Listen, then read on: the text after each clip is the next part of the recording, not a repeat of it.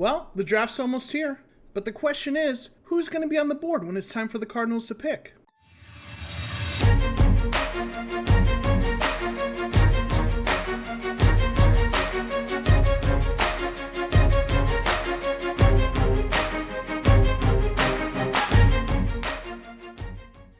I don't know about you, but I have mock draft fatigue at this point. I've looked at so many mock drafts that I can't see straight anymore. So instead of doing another mock draft, I thought I'd take a little bit of a different approach.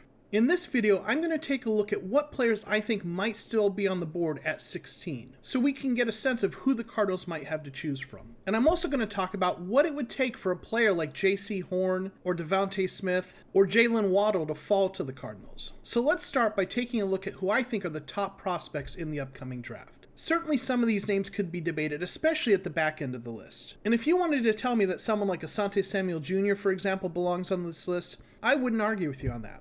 But overall, I think this list represents a reasonable consensus of the various rankings and mock drafts that are available. Now, in order to get a sense of who's going to be available at pick 16, we need to identify the players we think are going to go in the first 15 picks of the draft. So these players in green are the players that I think are locks to go in the top 15. I don't see a scenario in which any of these players fall all the way to 16. Next, we have the players who I think are highly likely to go in the top 15 picks. Now, you might think some of these players are locks to go in the top 15, and I certainly wouldn't argue that with you. But the reason I've put these players in a second tier is because I've seen each of these players appear in a mock draft somewhere after pick 15. Now, if I had to bet, I'd say all these players go in the top 15. But the history of the draft has shown us that players sometimes slide unexpectedly. Now, you may also notice that this is a list of 15 players. So if the draft plays out the way I think it will, the players who we have remaining in white are the players who would be available for the Cardinals at pick 16. If this is the scenario that the Cardinals find themselves in, I think there's a good chance they actually look to trade back, add a pick or two in the middle rounds of the draft, and still end up getting one of the names on this list with a pick later in the first round. But if the Cardinals do find themselves in this position, and they decide to go ahead and take one of these players at 16, I think the players they're most likely to consider are linebacker Zaven Collins, cornerback Caleb Farley, or offensive lineman Tevin Jenkins. But, in my opinion, if this is where they find themselves, I would like to see them trade back somewhere in the 20s, try to pick up a third-round pick or maybe even a second-round pick, and see if they can get someone like Greg Newsome, Caleb Farley, Tevin Jenkins, or maybe even Asante Samuel Jr. If you're a Cardinals fan and you want the Cardinals to get someone like J.C. Horn, or one of the receivers out of Alabama, Devontae Smith or Jalen Waddle, or anyone else on this list who's highlighted in yellow, there's a couple things you need to hope for.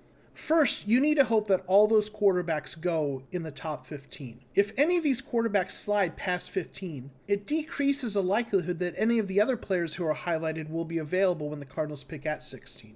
And what you also need to hope for is that one of these players who are not highlighted finds their way into the top 15 picks. And based on the history of the draft, that is possible. There always seems to be at least one or two surprises in the top half of the first round. The names I have in blue are the players that I think are most likely to sneak into the top half of the first round. For example, a number of mock drafts have had offensive tackle Christian Darrisaw going in the top half of the first round.